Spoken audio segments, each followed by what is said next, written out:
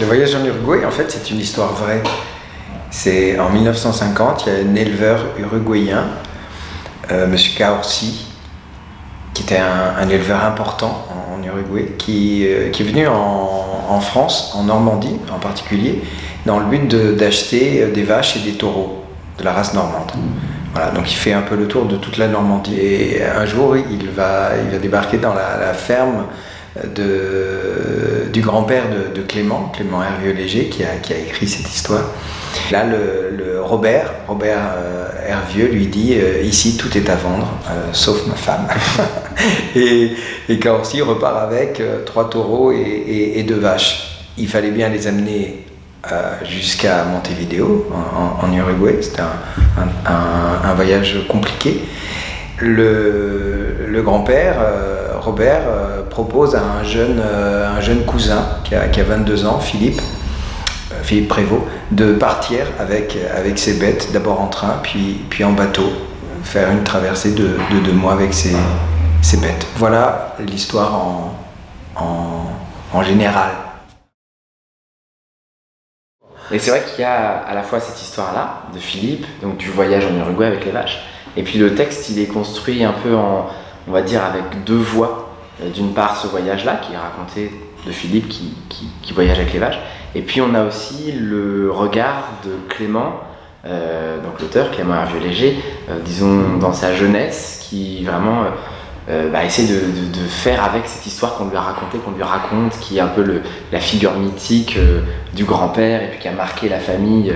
Voilà, donc c'est aussi un voyage entre ces deux regards-là, entre ce Philippe qui fait ce voyage et en même temps Clément qui a un regard sur cette épopée-là. Donc moi finalement, on va dire que je navigue entre ces 2 paroles-là, et effectivement tous les soirs j'essaie de raconter ça. Avec la création de la compagnie, notre implantation en milieu rural, on avait envie de pouvoir avoir un objet, une pièce qui puisse vraiment tourner de façon relativement légère dans les campagnes, dans les villages. Et puis il y avait cette histoire que Clément avait depuis qu'il était tout petit, il a entendu cette histoire qu'on lui racontait, et puis il a pris en charge d'écrire cette histoire. Et finalement il a bien fait.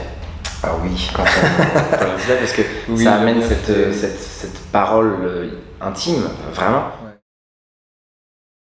Je connaissais cette histoire parce que Clément me l'avait raconté et que j'avais entendu ses parents en parler, que je connaissais l'existence de ce Philippe Prévost, que comme la compagnie est implantée là-bas, les tables, c'est le siège de la compagnie, etc., etc. Donc tout ça, je le connaissais, ce qui fait que j'ai pu réfléchir à l'acteur qui allait jouer ça, même si je ne savais pas ce qu'il allait dire. Mais je savais à peu près, évidemment je savais de quoi ça allait parler. Et immédiatement, ça m'a paru évident que Guillaume serait le mieux. Aujourd'hui, ça me paraît encore plus évident, c'est-à-dire qu'aujourd'hui, franchement, je suis content d'ailleurs voilà, que ça vraiment, je ne me suis pas trompé. Monsieur Pourceaugnac, qu'on a joué au Bouffe du Nord juste avant, qui était mis en scène par Clément Hervieux-Léger justement, Daniel et moi on jouait dedans, et puis c'était une grosse équipe, on était 22. Donc voilà, moi c'est vrai que c'est nouveau et puis c'est assez radical, parce qu'on est passé de grandes équipes à une équipe plus réduite, quoi. Voilà. Mais je suis pas tout seul évidemment, je suis seul sur scène, mais c'est tout. En fait, le point de départ, ce que racontait Daniel, c'est surtout de le jouer beaucoup dans les endroits où il n'y a pas de théâtre. Ouais. Finalement, Paris arrive maintenant, mais ça fait 2 saisons déjà que je le joue, donc c'est presque l'idéal. Ça fait une 50aine de fois, je crois, autour de 50 fois. Donc finalement, on arrive ici avec, je sais pas, une certaine... on est un peu les pieds sur terre, comme un peu ce dont on parle dans le spectacle. J'ai l'impression que c'est assez cohérent avec ce rapport à la terre qu'on voulait avoir, qui est un peu comme ça. Et on est un peu à Paris comme ça aussi, en se disant, venez écouter cette histoire, et puis vous verrez si ça parle ou pas. Mais ça s'appelle La Loi des prodiges. Voilà. J'ai vu ça au théâtre de la Loge il y a, je sais pas, 6 mois. Et c'est un des plus beaux souvenirs que j'ai de voilà, des mois passés. Et je sais qu'il joue en novembre, donc coup de cœur. Alors, moi, ils auront moins besoin de coups de pouce.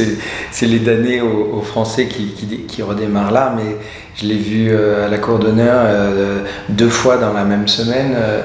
Ça a été un grand choc quand même. Ouais. Coup de poing même, on pourrait dire. Coup de cœur et coup de poing, là, on pourrait faire les deux. Les trucs qui m'énervent en ce moment, c'est que je trouve que les gens se plaignent tout le temps. Oui, c'est les Français. Comme je suis pas français, c'est peut-être... non, mais je sais pas. Oui, peut-être que c'est parce que je suis pas français, justement. Mais même si vraiment j'ai cette culture avec moi, mais quand même, je trouve que c'est fatigant. Voilà. C'est un coup de gueule. Arrêtons de nous plaindre un peu. Moi, j'ai pas de coup de gueule parce que comme je veux pas me plaindre et que je suis français, je préfère... Quand je suis en état de création, ce qui est mon cas, parce que je suis en train de préparer un prochain spectacle, ça me met beaucoup dans des états de blues terribles. Mais c'est pas négatif. Du coup, comme tu as parlé des damnés, j'ai l'impression que c'est cette image-là d'un coup de foudre, un truc. Moi, ça m'est rarement arrivé de sortir d'un spectacle, de pas savoir quoi faire, quoi dire. J'ai passé un temps fou. Justement, le coup de blues, on relie tout ça, mais de ce coup de foudre-là, j'ai eu un vrai coup de blues après qui m'a pris bien longtemps de réussir à me remettre les idées en place. C'était vraiment comme un. Ouais. C'est un vrai coup de foudre que j'ai pris sur la tête. Non, mais c'est sûr qu'il y en a, mais je sais pas. Moi, ça me fait pas peur. Non plus. Trop, pas trop. On sait qu'il faut faire avec, quoi. Ouais. Ouais. Enfin. Voilà un truc exaltant. Mais des fois, dans la création, c'est vraiment des toutes petites choses. On l'a donné mercredi. On l'a donné mercredi dernier, le coup d'envoi. Non, la rentrée, ça a été un vrai coup d'envoi pour nous, pour le coup, hein, parce qu'on a joué pour Sognac juste la semaine dernière au festival de Tiré, le festival dans les jardins de William Christie. On a enchaîné le démarrage ici, c'est toujours démarrer une première à Paris, c'est sur 1 mois et demi, c'est pas rien. Et puis on lance en même temps la création du Lagarce, puisque tout est en train de se confirmer là, les producteurs, coproducteurs. Et puis il y a une exposition de photos de Juliette Parizeau, qui est une jeune photographe, qui a travaillé avec nous, qui a suivi justement notre travail, et comme elle nous a suivis, elle a aussi côtoyé le monde agricole, les agriculteurs et agricultrices qui nous entourent, et elle a photographié un peu tout ce monde-là, et il y a le vernissage de son exposition qui a lieu le 11 septembre à l'Étable. Voilà, donc ça aussi il faut le lancer.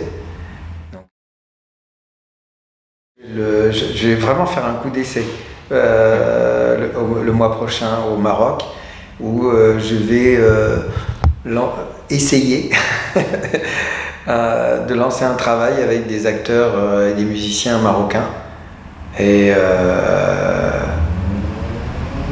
français, donc un mélange de ces 2 cultures et puis de ces 2 langues. Voilà, ça c'est un vrai coup d'essai. On va voir.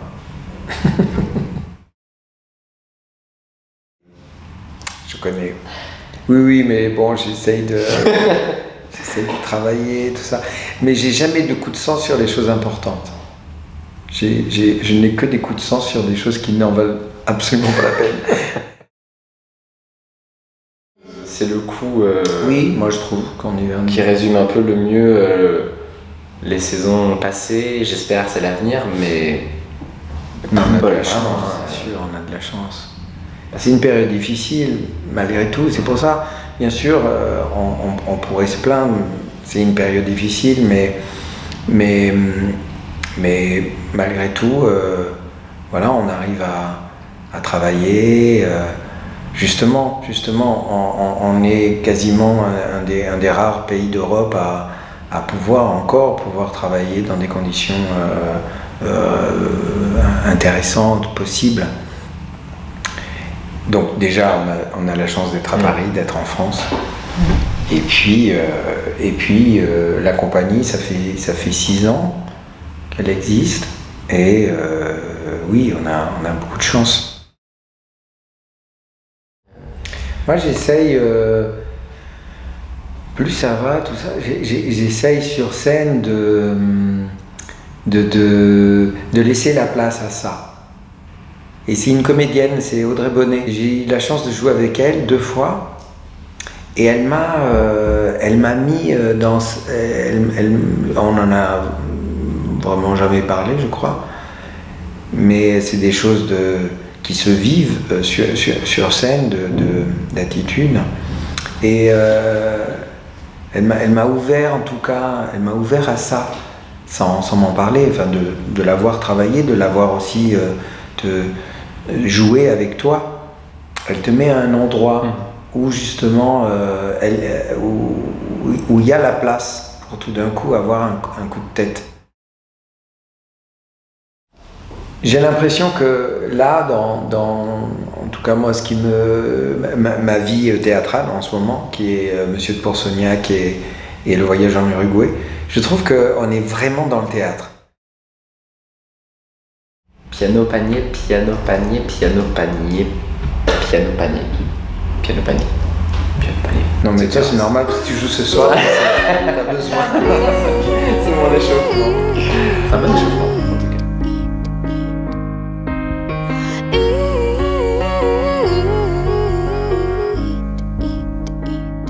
You spend half of your life